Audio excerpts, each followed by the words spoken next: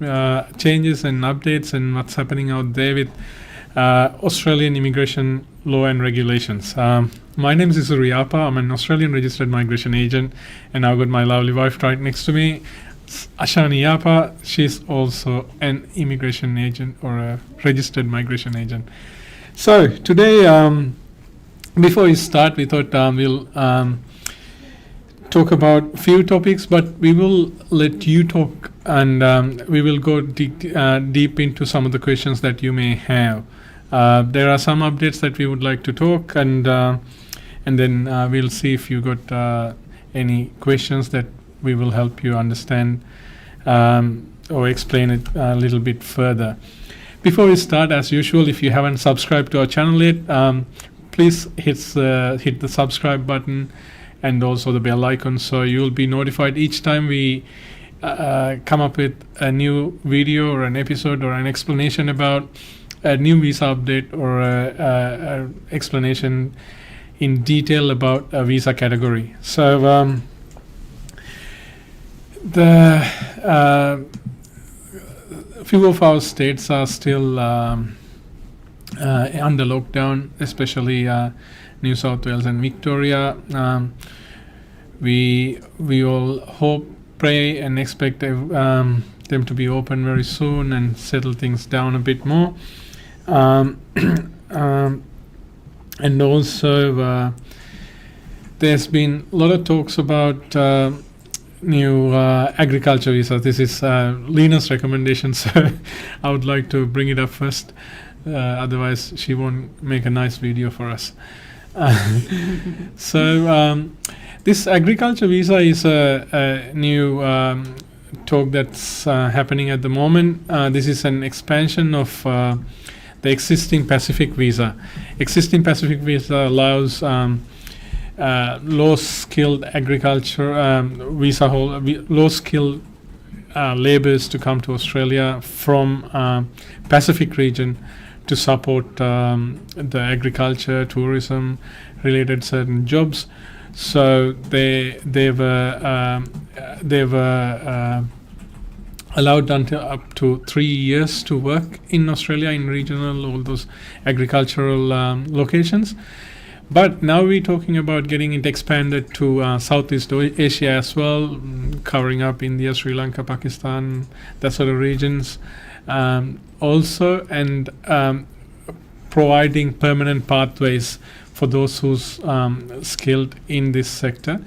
We do not have any legislative updates on it, such as what would it be, a brand new subclass or brand new visa, etc. So unfortunately we can't give you any guidelines and in that regards, but we will bring them up as soon as we hear about it. And there has been 18 new recommendations. That's a bit far away to be decided, but there are discussions about highlights from that is discussions about merging all these lists together. That'll be a heaven actually for me, especially when it comes to occupation. Some people come and expect me to remember all the lists, but there's some talks about merging MLT-SSL to skill short-term skill occupation list, etc. So still I don't know how practical it would be and how effective it would be. It'll take a while, even if it goes through. We're talking about years away. Before we go into our normal general skill migration or business visa or work visa discussions or student visa discussions, I would like to also point out about these protection visas, especially from Afghanistan region. There are quite a few relaxations for Afghani applicants especially, and they expected to launch the final first phase by 31st of August. So thank you, Mario, for putting up this video. This is a bit of a discussion, explanation, how could you be eligible to become a refugee. or a protection visa applicant. Just sharing a bit of information. You don't have to, if you're doing your application by yourself at the moment, you do not have to put a visa application number or a 202 or 203, specify it. If you're with this some of these visas, because case officer could decide which subclass you'll be eligible for. And people who are not outside of the country, we have been contacted by quite a few clients from currently in the country who has not been out. Unfortunately, there is, to the information that we currently know, they still haven't set up a UN safe place in Afghanistan, so we're not sure about when it'll come up. So whatever the information you are likely to discuss, we're happy to share it with you anytime. Give us a call if we need any support. And also people who are in outside of, like there's been few flights flown out from Afghanistan to India and Pakistan. There's, I think, to information I've got, there's been 3 flights so far, yesterday 2. So it's not a revenue generator for us. We don't carry any political or religious or opinion in this regards, but in humanitarian grounds, if there's anything ethically we can support to give support to our clients, we're happy to share our knowledge. So if there's anything that we can share with you, please feel free to contact us via any of these contact details. If you're currently in Australia, there'll be other visas and other incentives available for you as well. So that's mostly about it. Ashani, you wanna? Yeah, so I think as Isuru said, today is more about you. So if you're live, just hit us with your questions. We will try to dig deep and answer all your questions today. Before we move any further, I would like to talk about subclass 407, training visa. We've had quite a few interests. There's a really good reason behind it. Because as you probably already know, we've been talking in our last sessions about subclass 482, all these employment visas, and 186 and 494. Work visa. So subclass 407 is pretty much the step 1 of that. So subclass 407, with other work visas, there's SAF levy, there's employment levy, and all these big costs involved. Work experience. Work experience is needed. But subclass 407 is there to provide training. So you don't really need any specific work experience. For example, what the requirement is, you need to have 12 months of experience. That's what they say. They don't even specify employment experience. So this experience could be equivalent to a bachelor's degree or a diploma. So which means you can be a fresh graduate from Australia or from overseas, as long as you have an eligible employer, again willing to give you a job. And this job doesn't even have to be full-time. It could be a part-time job, 30 hours a week. You can be eligible for this subclass 407 visa. So if you're onshore or offshore, if you believe you have an eligible employer in Australia who's offering you a job, it's worth really worth looking into this, because the cost is about $500-600 for the employer, and then about $300-400 for an applicant. So compared to all these work visas, it's number 1, it's very cheap. Number 2, the requirement is very low, including English and work experience and education. So it could be the perfect pathway for you to go towards your 482 or towards your 190 or other visa. So I think we will do a video about this, and we will talk about this 407 visa step by step in the future, because I believe that this is a visa that our clients can really benefit from.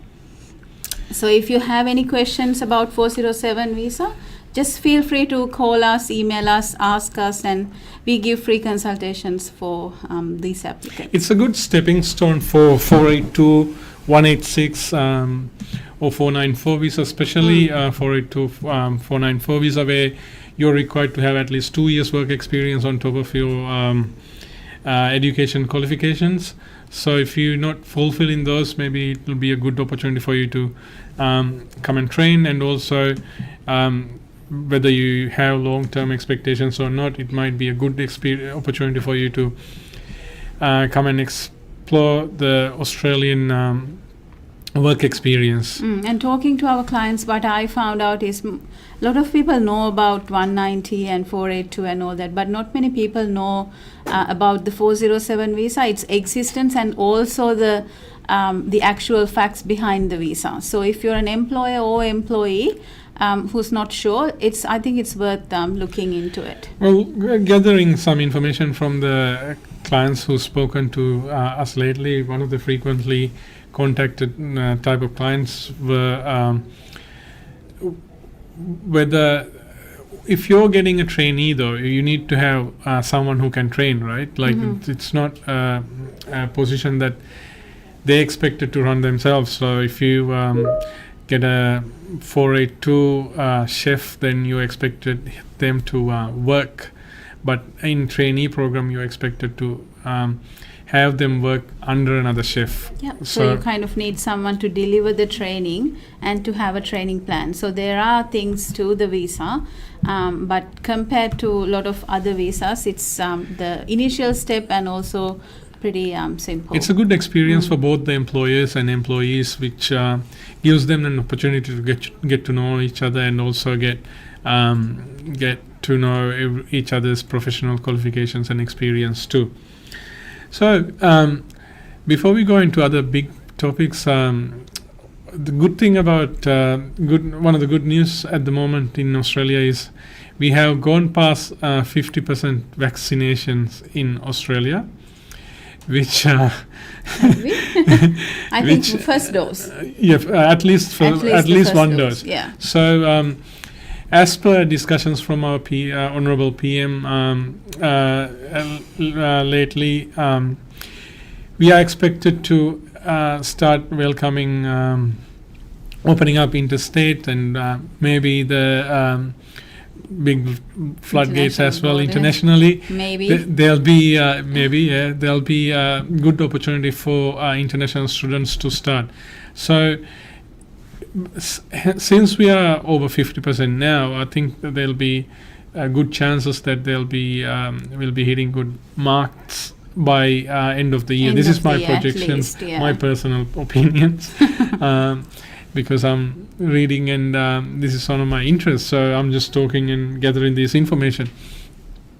So I believe by the end of the year we'll be hitting 70-80% of jabs or the vaccinations. So there's a good chance for international students to start by early 2022. Yeah. So we've got quite a few clients who are studying already from overseas. So you're enrolled and you're currently studying in distance. There'll be maybe an exemption program extend to you guys, because there are for international students who were stuck overseas when the pandemic happened and the borders closed.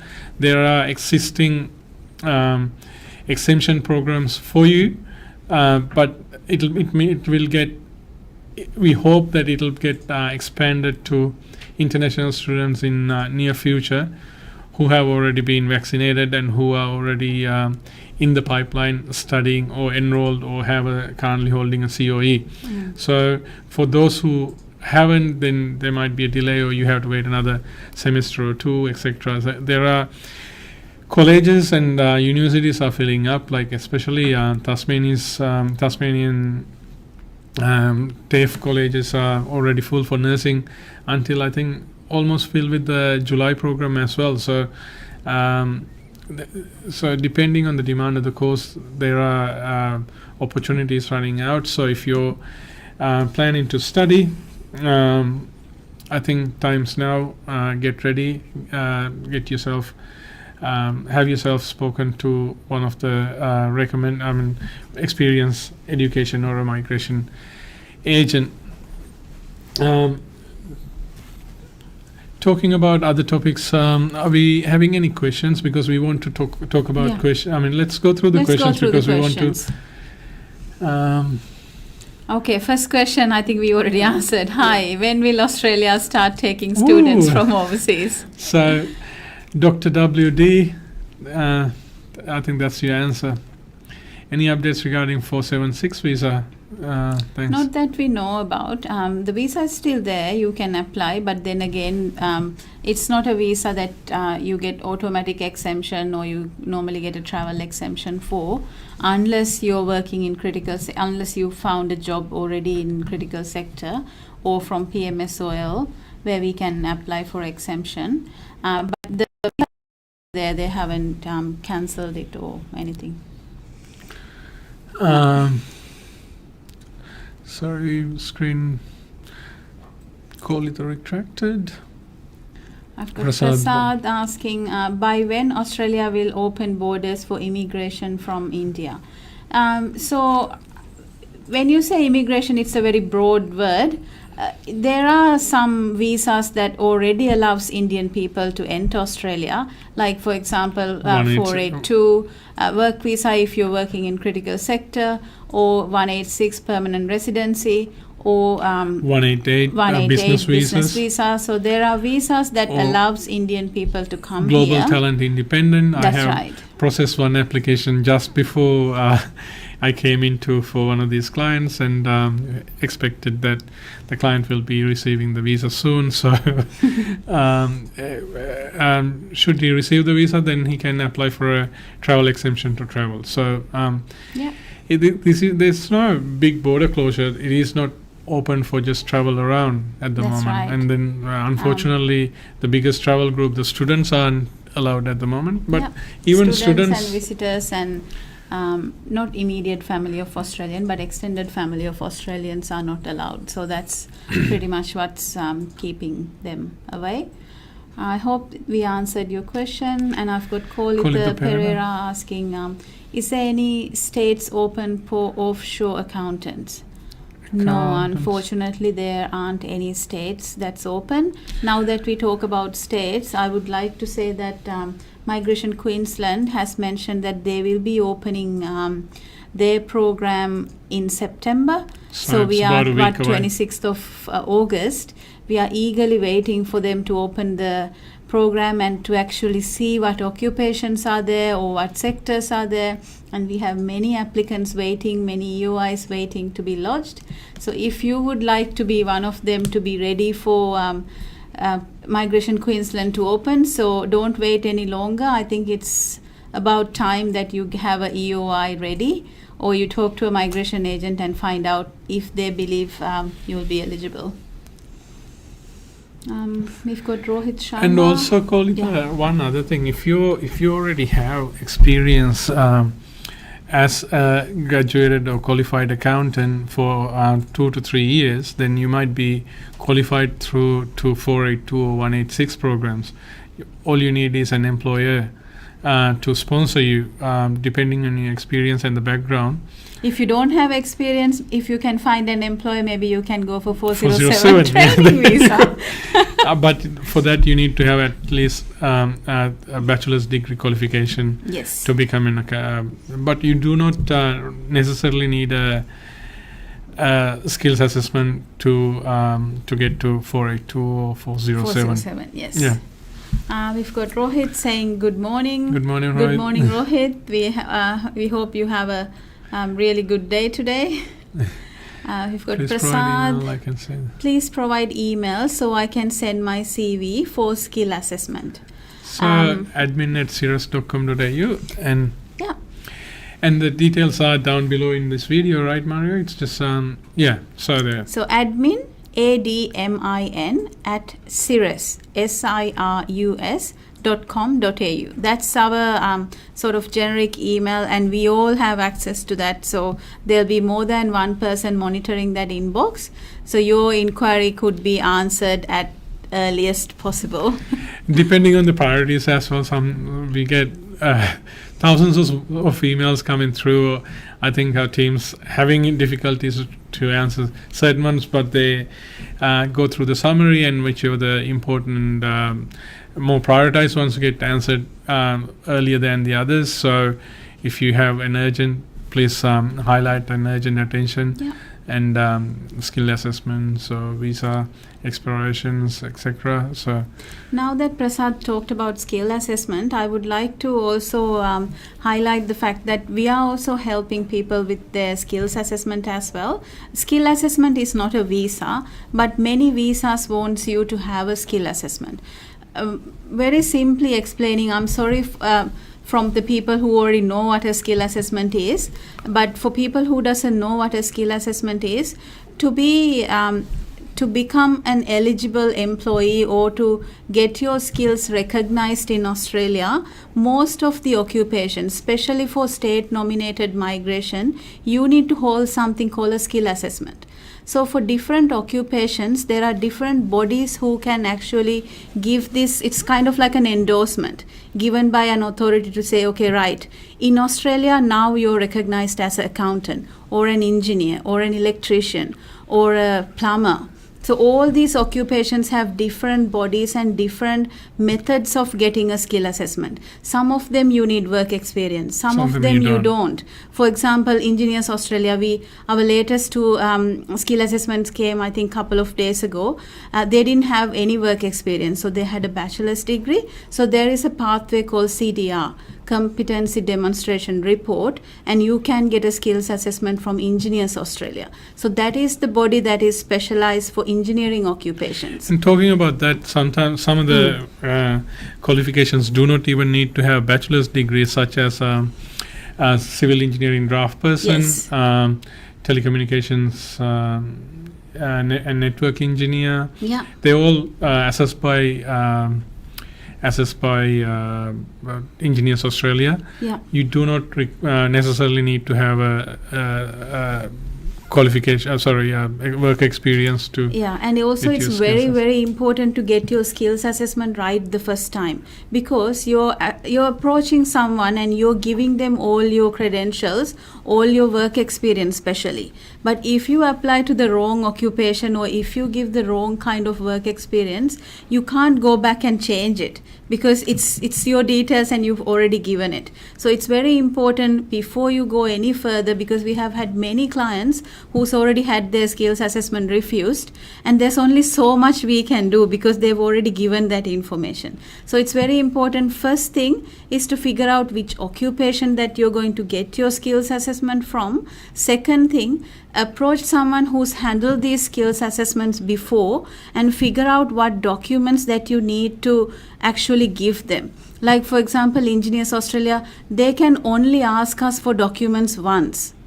And this one person, a lot of people think with Engineers Australia, they need to have English, 6 in each band, but they think they need to get 6 in each band in one test result sheet.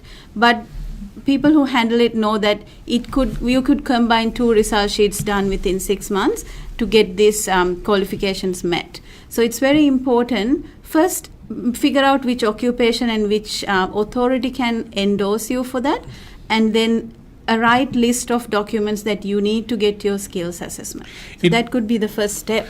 It is also important when the students pick their students pathway as well, depending on which stage they're in. They have whether they have already used the 485 temporary resident visa, and if they studying further to be qualified into permanent residency, etc. as well, because we get to talk to quite a few clients where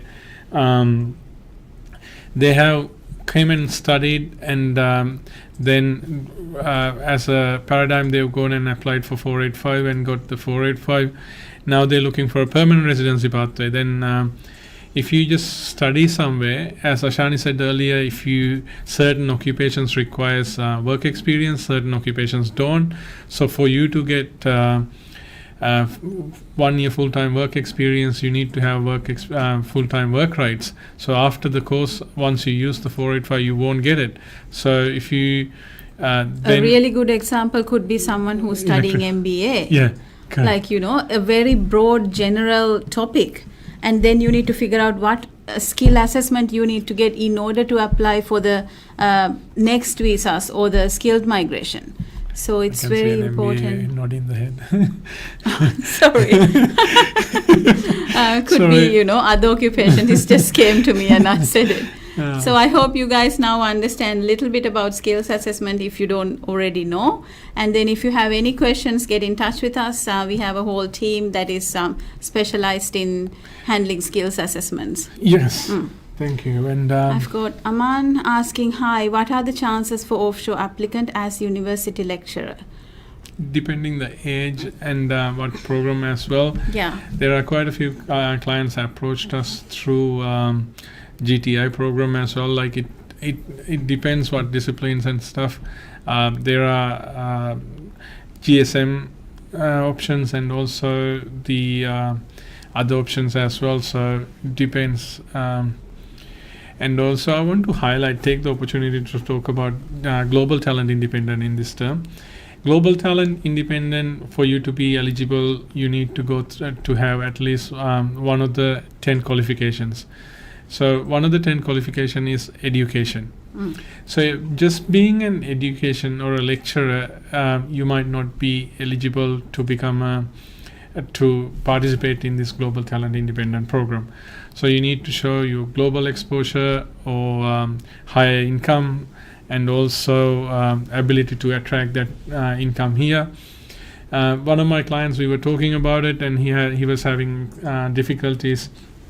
University lecturers, originally from Iran, then went and took the citizenship in Hong Kong, and then he was trying opportunities in to get into GTI program in Australia. So he was having difficulties getting nominated in Australia. So he was approaching the universities, and he ended up getting a nomination and also a job offer from Australia. I expect this visa to be granted fairly quickly. So if you get a research opportunity with high income, and if a university can recognize, in Australian university can recognize your in a specific unique area. My client was in he was researching into expansion of energy storage systems, so a subject I really enjoy as well. So he had a very good opportunity that way. So lecture is a broad discussion, but depending on your background, again, you can be qualified into different sectors. So GTI program is getting very popular, giving a lot of opportunities to permanent, giving opportunities and pathways to permanent residency. We've seen good clients and substantial clients getting using this pathway to have their whole family traveling into Australia as permanent residents and create other opportunities. And also a good tip for our clients from offshore that I've spoken to recently. Yeah. Australia is currently, as we all know, because of the international borders are closed, people do have employers do have trouble finding the right candidates or the right employees. So our clients have had luck getting in touch with Australian employers directly from offshore, either through LinkedIn or through applying to job advertisements. So don't be discouraged that you are not in Australia. Take that step and get in touch with an employer if you believe you have the right credentials. You may even get a sponsorship and get a job offer, because Australia is right now kind of struggling to find the right workforce in some sectors. We see a good demand in ICT, cloud architecture, IoT, and so also data sciences at the moment as well. A lot of data miners get good opportunities, especially with the growth opportunities in COVID-19 pandemic, there are a lot of data minings happening with health industries and related sectors. They are collecting information and data from people's getting health treatments and also getting vaccination and other treatments, etc. So it's a good opportunity for data scientists as well, if you're in those sectors. Guess we will move on to the next one. yeah. Rohit saying, I'm applying for 482 chef as offshore visa, applied on 6th of August. When please time of processing of grant my visa. If I was the case officer, I would give it to you today. You will get it very soon, I think Rohit, Rohit's got a because section 48. I saw it somewhere down there. Really? Okay. You will get it very soon because I believe chef is on PMS soil. It's on priority list, which means you are getting priority as soon as the nomination is approved. Yeah. If you have, if you have the right file, if you meet all the requirements, it shouldn't take too long. Yeah. I've got Aman asking, meeting all the criteria for Tasmania under 491. Now there was COVID cases. Is there any hope of getting state nomination as right now? I believe, Aman, you're also offshore. I need to know a lot more about this inquiry because it's a very specific question. So maybe type more information or email us. From the lecturer. We will help you. Aman, okay. So you're offshore. And so do you have a job offer from Tasmania, Aman? Just let us know. And I've got Sharma.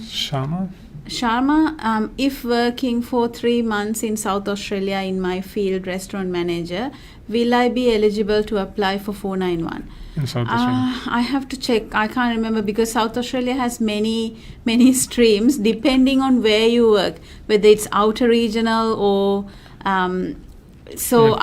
you graduate of South Australia, normally it's 6 months, I believe, for 491. But if you're outer regional and if you meet some other requirements, then only 3 months. So let us know. Even if you're not eligible now, you'll be definitely eligible in another 3 months' time. But I'm interested to know more about your case so we can give you more advice. So Ria Fernandez, you're asking when would the 491 visas be available again to immigration. So 491, there's two categories. One is governed or operated by federal government, which is the 491 family sponsored category, where you have a closely related family member living in a regional part of Australia. Then you'll be eligible to go through this. The other part is the 491 states. So 491 states are not open for offshore applicants right now, but Tasmania, right? Tasmania is currently offering 491 offshore for selected, highly qualified applicants. So not sure even what's South your background Australia is, you can register your interest. Yeah, I've depends on Ria saying when will 491 begin for me? You answered that. Tisara, for 491 skilled migration, do I need to take my family with me initially? No, you don't. So 491 you can apply as well. You have to mention your family in the application, of course, if you already have a family, and that's how you either get points or you don't get points, but you don't have to bring them with you. I would recommend you to maybe get the visa for everybody, but if you're thinking of settling and it's easier to settle without the family, you can travel without the family. That's not an issue. So Shagun Sharma is saying he's got section 48 bar. He's from the top, yeah. South Australia, I don't think they invite Tasmania, people with section 48 bar yet. Tasmania they do, depending on your background again. But Tasmania is South Australia they not sure. don't, I've got Gurleen asking, I am waiting for 491 nomination as private tutor under 9 years experience. When will it be started? Again, we don't know yet, so we'll have to wait and see when they will start nominating people from offshore. I've got Pulkit saying, I have 2 years experience developer in India. Developer program is a really good occupation. It's in PMSOL. Then I did masters.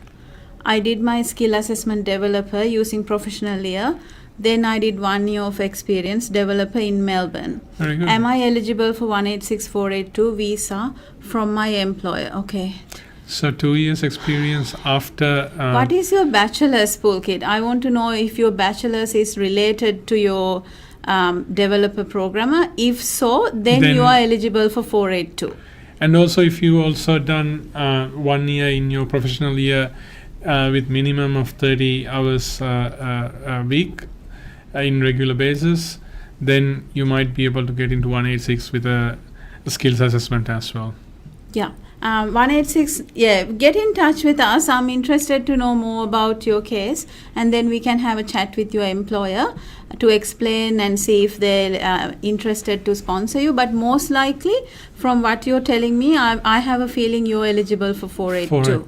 And maybe 186 as well, because you might be able, if you have a bachelor's degree in software engineering. That's right, yes. I've got, because if you don't mind, I would like to add one more thing with regards to Pulkit Verma's question. With subclass 186, you need to have a positive skill assessment, but with skilled migration, again you need to have a skill assessment, but you can only claim for the work experience that is recognized in your skill assessment. But for subclass 186, there's no such thing. So you can just have a skill assessment. It doesn't have to recognize 3 years of work experience, because in Pulkit's case, most likely I don't think your 3 years was recognized in your skill assessment, but that is fine as long as we can prove that you have skilled, paid, full-time work experience. Even though it's not in your skill assessment, you can still be eligible for subclass 186. I've got Tatsara Kanangara. Hi, what will you suggest for an engineering graduate who is just about to finish his 485 visa to get a PR? Thanks a lot for your response. Tatsara, we need to know if you're working, because most states want you to be working as a engineering graduate. So let us know. We need to know a lot more, so before we can suggest a PR pathway, because even with all our clients, we normally get them to fill a big questionnaire for skill migration. Sometimes people get annoyed. We just don't want to give you a false expectation without reading the whole lot. That's right. So skill migration is not something we can just listen to your story and give you the right pathway instantly. It's something we need to do a lot of research on. It's something, as we talked about skill assessment, we need to know what kind of skill assessment, what occupation, what have you done, what is the best that we can use to get you the quickest pathway. For us to know that, we need to know a lot more from you. That's why we normally ask for that before talking to one of the agents. So we will get in touch. We will send you a questionnaire, fill it up, and then we'll discuss further about yours. And also, Tatsara, there's another, if you don't have work experience, don't be disappointed. Queensland's currently got a really great program called 491 Small Business Owner. If you have a skills assessment and $100,000 somewhere lying around, you can come and buy a business in regional area, which is anywhere in Queensland regional, where Gold Coast, Sunshine Coast, Toowoomba, any of those areas. And doesn't matter where you get the 100,000 from. It could be from your parents or a friend of yours, or if it could have been money that you borrowed from someone. Yeah. And you can come and buy the business, run it for 6 months, and have at least one Australian full-timer or 2 part-timers prorating that requirement. Then you can go to 491 Small Business Owner and get a 5-year visa after 3 years living and working in regional. You can get into your permanent residency. So be in touch. We can explore it together if you required to learn more about it. So okay, so can you go up? What's the next question? When I've got Kamesh, when Australia open for students? I am Sri Lanka. I think we are getting visa grants from Sri Lanka, so don't wait until the borders open. Sri Lanka, India, we are already Get the getting process quite a few, started. yeah. You can start it now. I've got Kalidasa asking, can do process on 10th plus diploma with 8 years experience for 491, depending on what the diploma and what the experience is. So Yeah. get in touch with us. We are happy to have a look. 8 years is a good experience because certain trade qualifications we only need 3 years of work experience. Regardless of what your initial education experience is, we can then take out those 3 years and then take up 5 years as your work experience. Even that's plenty for 482 186 programs too. So it's Kalidas, I think you've got a really good background in that way. Devin, good morning to you. You should be in one of the lucky places where it's still morning. We are already finishing the day. Balkrishan Sharma. Devin's also saying for visa, diplomas, bachelor degree as caregiver, health and science. So you want to study something in health and science? Get in touch with us. Our education team can guide you through depending on your previous work experience or studies. We can find the right diploma or bachelor's degree in health and science. Send us a quick email to admin@sirus.com.au, but if you can copy it with education, education @sirus.com.au. That goes straight into the education team and they will be a lot quicker to get in touch with us, with you. So, yeah. Okay. I have done AMIE through distance education from Institute of Mechanical Engineers, Bombay. Have experience of 10 plus years. Can I go to Australia in any visa? My date of birth is 5th of February 1984. Krishna, maybe Krishnan, send us an email. I want to see your qualifications and transcripts as well, and exactly a breakdown of your work experience. Then we can suggest, if not skilled migration, maybe a student visa to further your studies to get to the country, and then look for a pathway from there. Mario, I have a feeling we missed one question. I've got Shagun. Diploma 8 plus when... Yeah, okay. Yeah, now you can No. go down. Just about. No, please go up again.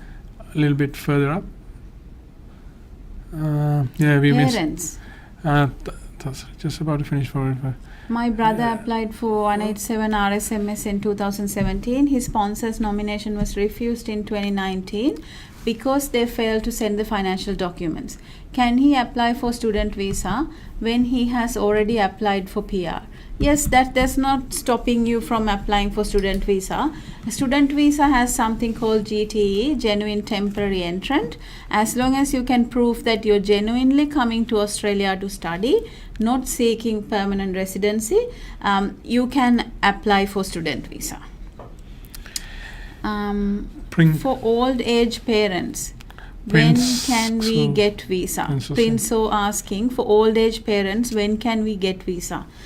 The processing time is quite long. It's about, if it's the paid parent visa, which is contributory parent, 143 or 173, it's about 3 to 4 years. Hopefully it will be quicker. But for general parent visa, the waiting period is about 40-50 years. No, so that's 15 to 25 years at the moment. With the indicators, I don't think many people participate in there anymore. If you're having trouble with the parent visas where the second WAC or the visa application fees for contributory parent visa being 47,000 now something. If you're having problem with that, there is another visa called subclass 143 where you can apply for a temporary visa. The parents get 2 years visa. You only have to pay about $20,000, and then after the 2 years they can come and work and live, do businesses or do whatever they want. But after 2 years you can then pay the balance plus it might work out couple of $1,000s more than what you would have paid. $7,000. Yeah, more than what you would have paid initially if you paid together. But then again, if you're struggling to get that full amount, then it might be an opportunity. They can come here and maybe if they want, they can set up a business or work or something like that, and also allows them that way to make that money, because it's 2 years, 20,000, 20, let's say 25,000, they only need to make $12,500 a year to gather that money. So it might be a support as well. It's not all bad about contributory parent visa paying that money, and also keep going down. Yeah. So that's about the parent visa. 𝗪𝗘𝗘𝗞𝗟𝗬, very good accountant, 8 years experience, very good. So you need to find a employer. We do have 2 offices in Sri Lanka, one in Colombo, one in 𝗪𝗚𝗠𝗓. Unfortunately, we most of the visits are done over the Zoom meetings and phone calls. 𝗪𝗚𝗠𝗓, we do expect still carry on couple of few visits, but if you Maybe require get in to touch with us with admin@sirus.com.au, then we will guide you, because mostly our migration agents are based in Australia, and when it's skilled migration, it's only a migration agent can advise you. So it's best that maybe you get in touch with us first, and if it is something that needs the Australians, our Sri Lankan office's attention, then we can easily direct you to one of the offices. I think that'll be the easiest way. So maybe can you go down, Mario? I think we've done these ones. Devin, yeah, done. Arvind, Shagun saying, South Australia scope for 491 in restaurant manager and requirements, please. So we need to look into it. As I said, it's skilled migration, and there's so many states open with different requirements. Get in touch with us. We will give you a consultation, and I can guide you through the South Australian requirement. But I know that you're Section 48 barred. Then we need to also keep that in mind. Whichever the requirement, unless they open South Australia for Section 48 barred applicants, you may not be eligible. Aravind saying, I had posted my requirements through your website a week ago, awaiting a reply from your side. Mario, maybe you can look into that. Sorry about the delay. As you mentioned earlier, it's just... I've got Charit. What are the chances of getting relative sponsorship under 491 visa for offshore software engineering candidate? I have already applied EOI with 80 points. Not too good, unfortunately, with 80 points, because family sponsored 491 has a huge demand, but you can wait and see how it goes. I've got Neetu. Any updates for offshore visas? Not too much. I believe if you watch from the video, we have given all the updates as well. There's not too many updates for offshore visas. I've got Anish. Can part-time work be counted for 2 years experience for 482? A really good question. It can be counted on a pro rata basis, which means if you work 50% of the normal person's full-time work for 4 years, then it will be counted as 2 years. So yes, part-time work can be counted. I've got Hillary. I've got 491 from NT last year, but the borders were closed. Do they allow us to come now? No. Unless you have a job and you apply for exemption, with just the visa, you cannot come. I've got Aman. 75 score excludes spouse wet assess, and my 8 years complete with 3 months. If both positive, then score reaches 85, excluding state nomination. Whether application picked on the basis of first come first serve basis. Not just that, Aman, it's not just first come first serve. It will also be what you have to offer. The English matters, and your work experience, and there are other things as well. I've got Tisara saying, thanks a lot for answering my question. You're welcome. I've got Aman. Manbari. Aman's also saying he emailed us few days back and he's waiting for our reply. Mario, we can look into that. We promise to get back to you tomorrow. There you go. I've got Raj saying, where should I go? Regional Adelaide or outer regional South Australia? I would say outer regional. Outer regional's got more options. incentives. Yes. And outer regional, you only need, most of the occupations need only 6 months. work experience, whereas they ask 12 months. 12 months, yes. For 190. Yeah. I have willing to, Raj is saying, I have an employer willing to sponsor in Adelaide City. Really good, Raj. If it's a restaurant manager from Adelaide, I believe you can be eligible for subclass 482 or 494. Get in touch with us. We will assess your case. We do provide free consultations for you and also for the employer. Okay. Shagun saying, Mickey advised me to move to South Australia, but if they're not inviting all Section 48 bar, then it's no point. We will have a chat with Mickey. Maybe he knows that, in the future, they're not going to be closed for Section 48 bar applicants forever, but we can't really say when they will open. So if you're Section 48 bar, it's worth looking into it a little bit more to see. Let's say you have a current visa expiring in 3 months' time, then you may be pushing Shagun it. Sharma, But right? if your visa is expiring in another 2 years' time and you do have time, then maybe you can wait. If Mickey advised you to do something, I'm pretty sure he did that with Exploring a reason. few other options yeah. as well. So we will have a chat with Mickey and we will get back to you. Currently not working I in think an we engineering answered office. those ones. When New South Wales invitation round for 190. Oh, Yeah, it might. I think October, November, maybe November, because after the changes of 3 months residential requirement, they just went through one, but they expected to open in October, November, but not sure if the border closures might have any impact on it too. So. If you're getting yourself ready, I think get yourself ready. If you're currently in New South Wales, then make sure you keep on studying. Keep on working, in the sector. Kamesh asking, can we study abroad? I really don't understand the question, Kamesh. Maybe reword the question, please. Australia, yes. Yes. Canada, yes. We can. Can we help? Yes, both the countries. Digital techies. Two closely related occupation considered for 189. I am having 5 years experience as a web developer, which is closely related occupation of multimedia developer. When you say closely related, SOL. It goes by the ANSCO code, the first 3 digits and first 4 digits, and closely related has definitions differently for different visas. Yeah. And also the ANSCO tasks or job duties.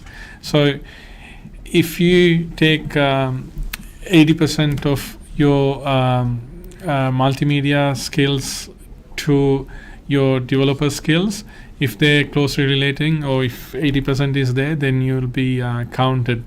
So PS chefs do not closely relate to cooks in that regards as well. Yeah. So it depends. I think you're heading in a really good topic. If you require further support, maybe be in touch, share a CV and set up an appointment with one of us. Please note, when you share an CV, it's not going to hit a migration agent straight away to give you answers straight away. One of our support team will look into it and set up an appointment with one of us, depending on your background. Please share your information. We'll probably set up an appointment with with you. So Dr. WD is asking, please explain about Master of Social Work and about the qualifications for PR as well. Sorry for asking too many questions. That's okay. Master of Social Work, there are only few universities, not few, some universities offer the Master of Social Work qualifying, the 2-year course. For you to get into it, you need to have prior work experience. But once you do that, then you become a social worker, and then you look at the skill migration options in different states. Yeah.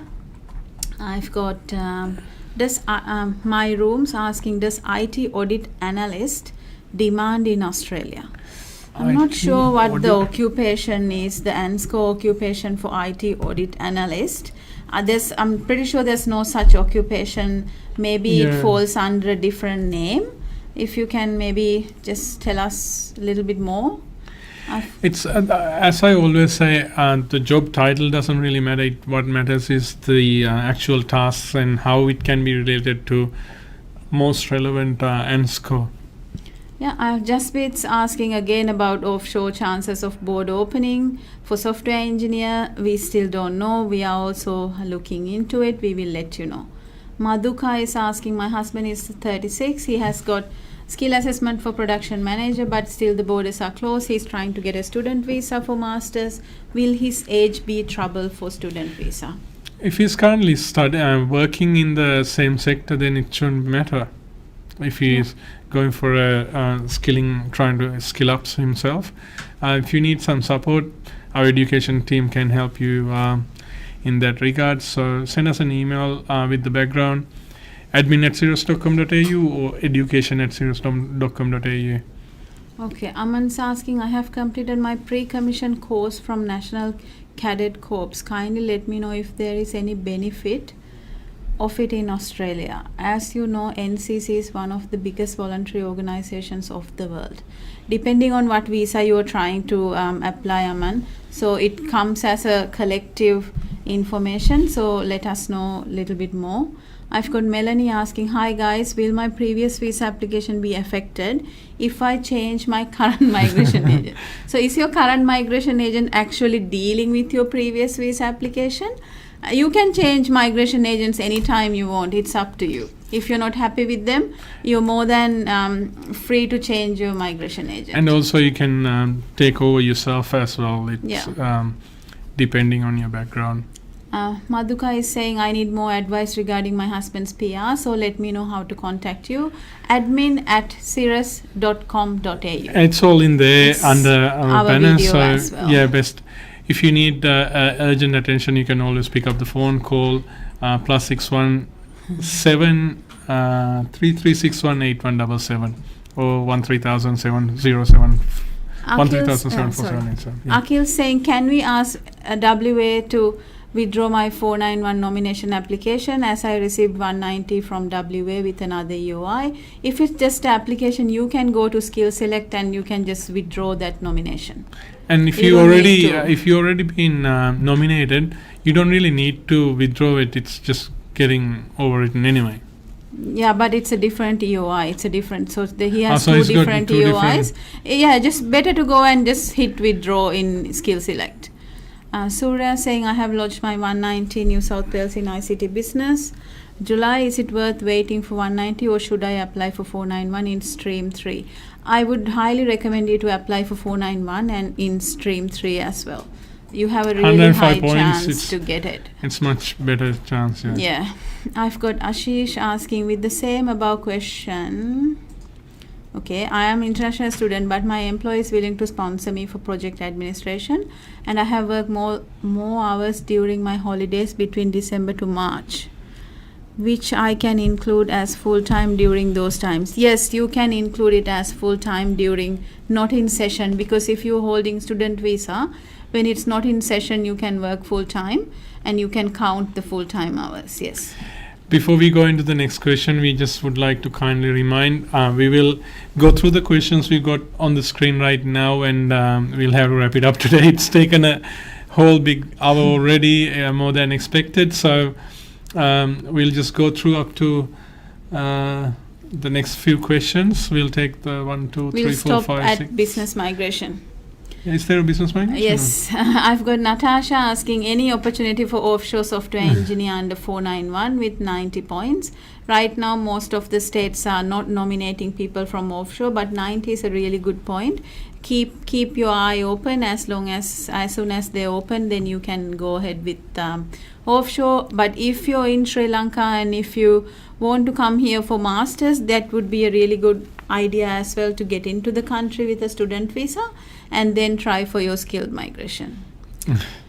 I've got Ahmed saying, hi, are we getting visa approvals now? Depending Yes. on the visas, yes, definitely. We getting approvals every day. I've got Safdari BS. That's our last question, by the way, guys. Let's go till the Rasika Kadka. That's Okay.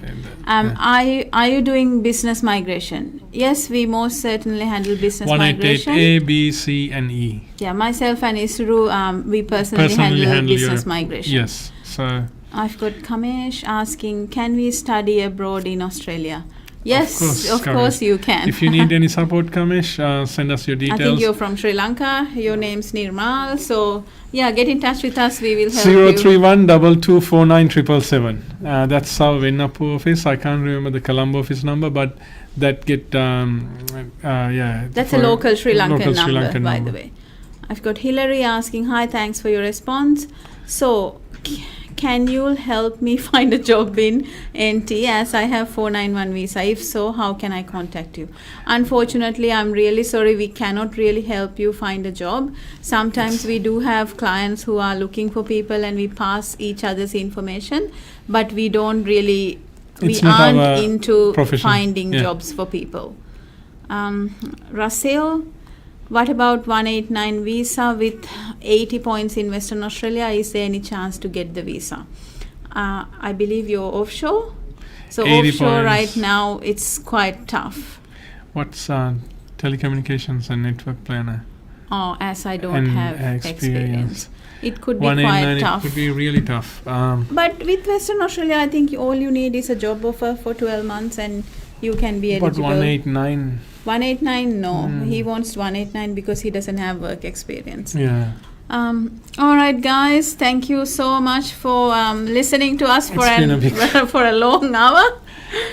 Still, our target was not met today. We wanted to answer all the questions, but I can see that we have so many questions unanswered. We trimmed our information, so we didn't want to talk more about sharing our topics today because we wanted to give you more time to ask questions, but next time, tune in early and put your questions earlier. We were late. Sorry, we so started you can be. Actually, that might be a good one too. Tune in early.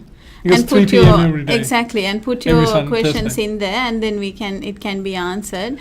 Before we stop, I would like to just remind our colleagues and our friends and family as well as clients who are in Sydney and Melbourne who are in a lockdown right now. It has been for quite a while. You could be going through some really hard times mentally and also maybe financially and physically, being stuck at home. If you want to talk to someone, I think there are helplines as well. Ashani. Anyway, call us. Exactly, we are here to help wherever possible, and also our hearts go to the people around the world. Delta strain is going pretty bad in most of the countries. Terrible. We are one of the lucky ones. If you're in one of those countries and struggling, our hearts go to you, and we really hope you guys will all survive this and come out of the other end stronger. Lights shouldn't be very far from the tunnel. So God bless you all. Take care. Have a nice week. Yeah, see you next Thursday, week. 3 o'clock.